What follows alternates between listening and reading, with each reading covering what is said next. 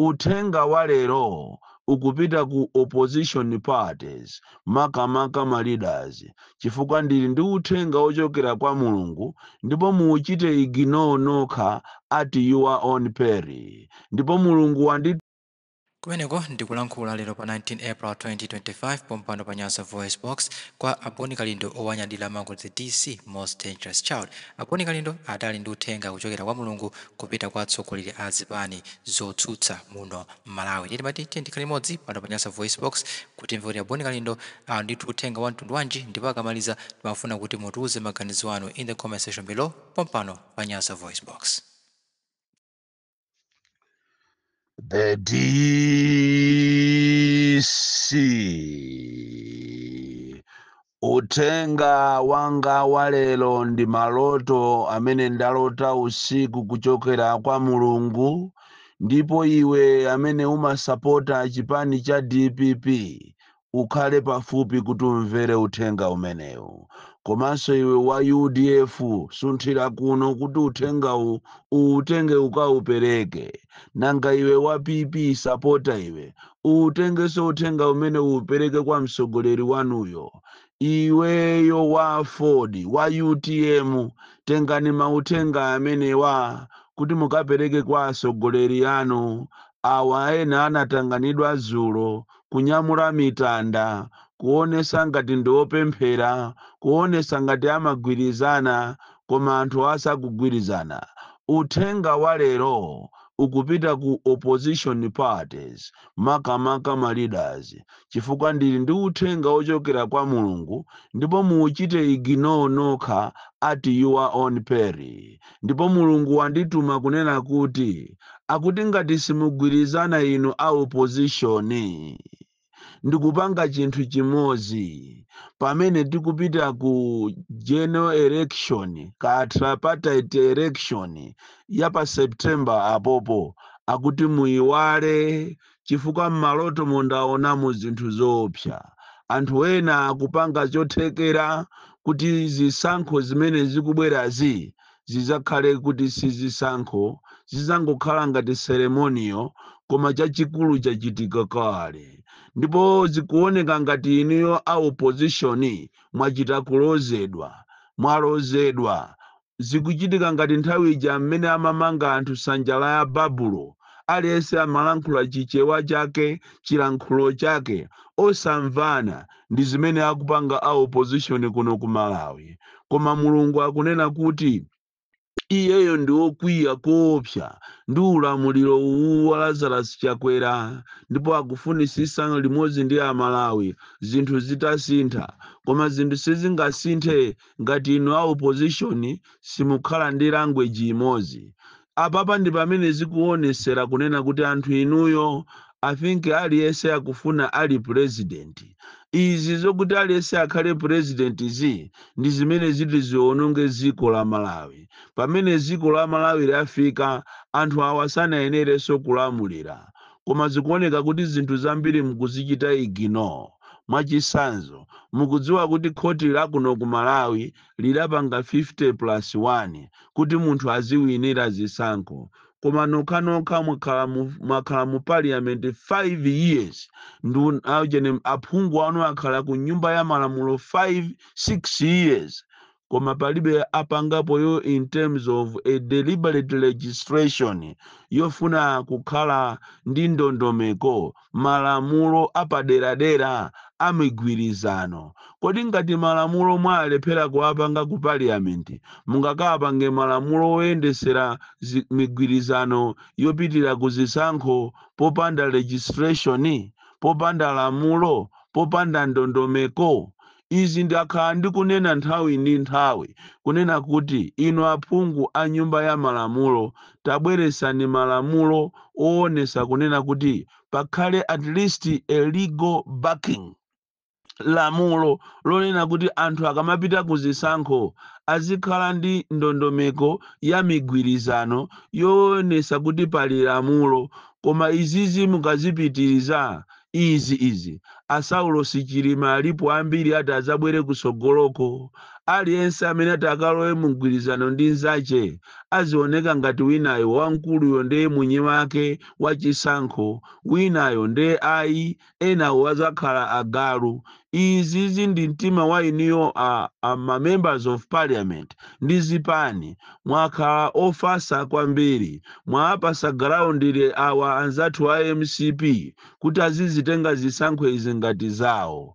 Nkhani ina imene ikupangisa kuti zisankho izi zisakhale zisankho ndi nkhani yakuti inu a opposition, you are not proactive, you are not serious.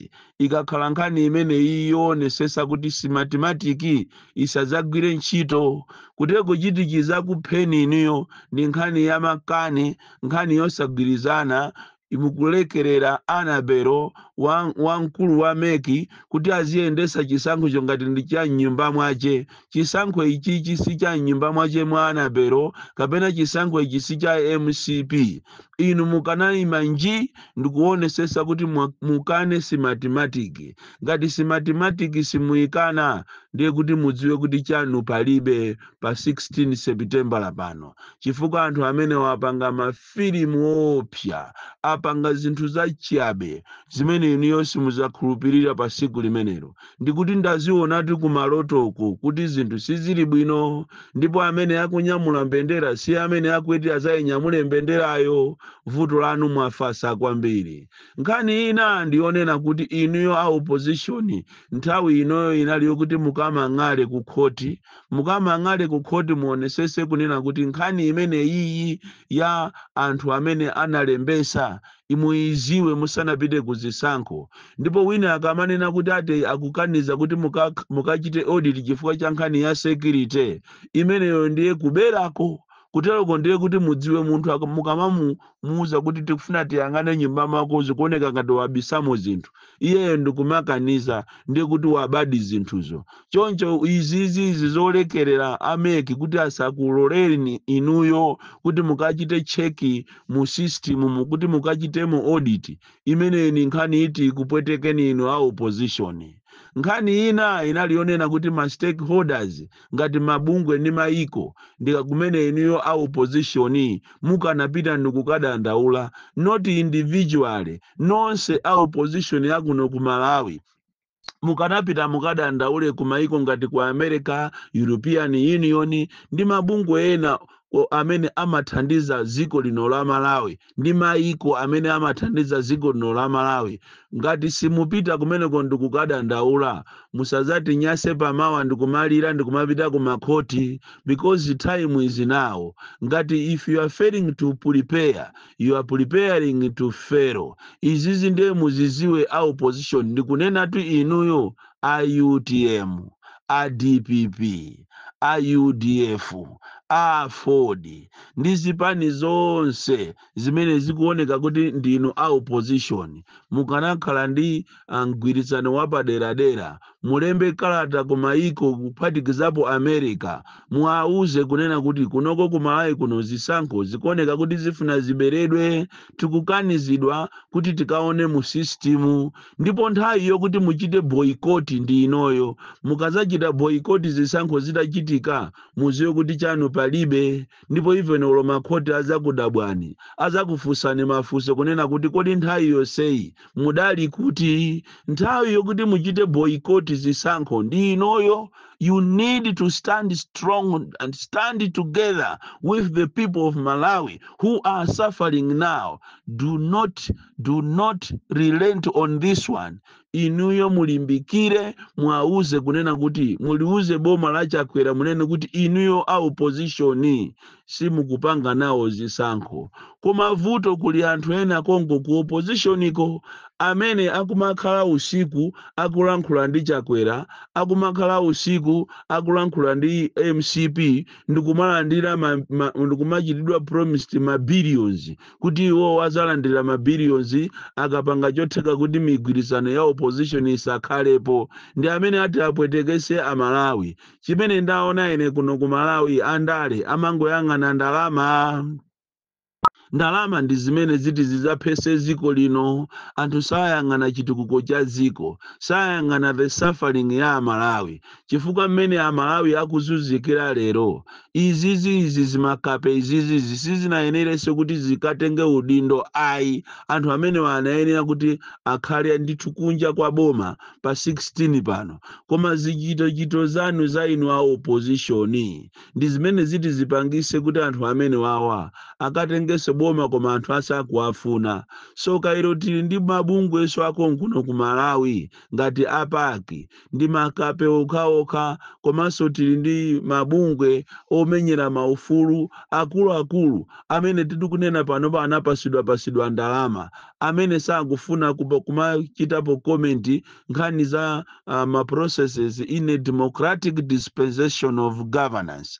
Akupanga zawo lero li akubakira boma chifukwa chokuti mabungwe amene alandira kale ndalama. Ndiye kuli ma activists enanso alandira kale ndalama, akudya ndalama, akumanga nyumba zawo, akuyendera magalimoto odula atalandira ndalama kuchokera kuboma kuti aziyabakira. Ndiye kuliso makapena amene ndi olozedwa kwambiri apolisi, amene wawaso ndi makape kopsa apolisi, amene ndi anthu omvesa chisoni, koma zimene akupanga ndi ma activities yawo akupanga zinthu zokondera boma. Ndiye kuli makape enanso osauka kwambiri wovutika, amene amakhoza kumapasidwa nyama nthuli imodzi ndi kumayeka madzi ozaza mpoto ndi kumathiramo tomato, thuli imodzi ya nyama ndi kumadyera ame, ndi amenenso aliso pasogolo ena kumayikira kumbuyo manyaka. Ziko ili sila munthu, ziko ili ndi la Amalawi, and Amalawi ali ndi ufulu kuti achite exercise their democratic right, their constitutional right, kuti akavotere munthu amene akumufuna. Ma processes amene akuchitikawa omanyamula anthu kumapita nawo ku State House, kumatuma mabungwe osiyana kumanamiza anthu m'mizimu kuti akufuna apase ngongole, apase mafoni aziyapasa makobiri pa mwezi, kumauza kuti tikupasani chakudya. These are the signs yonena kuti zisankho izizi zimwe naso zaberedwa kale mukungotaya nthawi yanu. Now if you are not protesting kumaiko akunja madona community kunena kuti inuyo wa opposition simupanga nawo zimenezi, pokapo muonesese kuti si mathematically out, komanso kuphatikiza pamene popo ma independent auditors abwera azachita verify zimene zili mu system, basi zonsezo muiwale. If you are not doing that, muiwale, muchite declare kunena kuti zisankho izizi awina ndi iwowo, iniyo simupanga nawo. Otherwise don't waste your time and money and kuazuza ma supporters yanu. Language imene ikuchokera ku opposition ndiyomvesa chisoni kwambiri. Anthu iniyo mukuoneka kuti simulirede kuti mupite nawo kuzisankho chifukwa mwafasa kwambiri, mwagona. Tikunena panopa ndi kuti akusambirani mankhwala, anzanu akupitirani kuthezo, akupitirani kuvinirani zawo zimene akuziwa zachikhalidwe. Kodi tu ufiti uliko abale, musamana mizidwe chifukwa cha maphunziro. Ufiti uliko, sataniki iliko, ndi a sataniko akuyenderani nonse a opposition. Ufiti wakutambirani akupangirani mankhwala. Kodi tu anthu amapanga mankhwala kunja kuno? Ena tikunena pana anakhwimira ma constituency yawo, sazachoka kumene koko, anaphera anthu kuti azakhale kumene koko ali amuyaya. Ena tikunena pano asala pang'ono kupanga masadaka kuti adyese ana maziwo akapangire mankhwala azisamba kuti pakana azawine. Izi zimachitika. So ngati zimachitika zimenezo, ena amaphatu ng'ombetu, kuyipha ng'ombe ijayo basi mphusi zake zija amakhala ali mavoti. So inuyo mwatopepetulidwa, opposition akupepetulani, mwalozedwa. Pali inupo simukuziwa kuti chikupanga inu ndi chani, chifukwa mukanakhala kuti mukuziwa chimene mukupanga, mukanabwera pamodzi mugwirizane, muchite protesti mukane zisankho zimene zizi koma mukumusiyira ana peto tali manja azipanga ngati zisankho zindi za amache za atatu ache za abale ache yeti chisankho si cha munthu chisankho ndi cha Malawi si cha MCP zisankho izizi ndi za Malawi munayenera muganize mofasa kwambiri a opposition kafasidwe kanu mwafasa modabwisa kwambiri mwafasa modabwisa kopsa ndipo izi muzalira maloto amene ndalota inewa I don't know umachita kumakhumbakhumba kunena kuti nthawi zina anthu ena amamwalira nsanga mwina Chilima uja akanakhalapo zangati zisizikanakhalapo mzimu wako iwe Chilima uziusa mutendere ngati ena anakuiwala ena ife sitinakuiwale tikukukumbukirabe iweyo Chilima Saulos continue resting in peace Boni Kalindo the DC mwana woopsa kwambiri pamene mukudikira maaresti osiyanasiyana akabambe muli bwanji nanga ene kuchihana muli bwanji nanga Timothy Ntambo muli bwanji pamene Yeremiya Chihana wamangidwa inunso mukonzeke kawaranti kanu kakukhanga tikali mutre posachedwa pamutengedwa ino Timothy Ntambo munachita abuse atika ofesi kanu muli minister komanso iwe Enoki Chihana konzeka komanso iwe kabambe kawaranti kako kakubwera ndipo wena mukapusa kuja kumasankho a 16 September simukaonako mwana woopsa kwambiri from Jeza Village TM Mabuka box 76 Mulanje Malawi Southern Africa.